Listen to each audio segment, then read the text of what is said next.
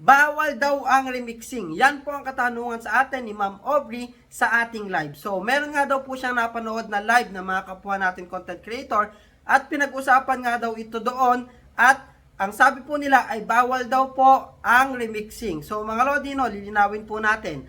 Ang remixing po ay allowed ni Facebook. Okay? So, meron nga po tayong option sa ating settings sa ating Facebook na kapag ka po nakatugel on yan, ay ibig sabihin, ina-allow po natin na yung mga kapwa natin content creator ay gamitin yung ating mga video sa pamamagitan po ng pagre-remix. Ibig sabihin, hindi nyo na po kinakailangang magtanong ng permission doon po sa may-ari ng video kapag ka po yan ay naka-allow yung remixing kapag ka nakakita kayo ng video at pwede itong i-remix. Dahil kapag ka itinugil on nyo ng content creator na yun, ibig sabihin kahit sinong content creator na gustong mag-remix ng kanyang video ay allowed po yun. At pati nga rin ako mga Lodi ay nagre-remix din po, pati na rin po yung mga tropa natin na kasama natin kapwa content creator dyan, pero hindi naman po tayo nagkakaroon ng violation. As long as yung atin pong i-remix mga Lodi ay original, walang music, sa tingin natin walang violation at yan ay pagmamayari ng content creator na pagre-remixan natin. Okay? So yun po yung ating isaalang-alang. Iwasan po nating makapag-remix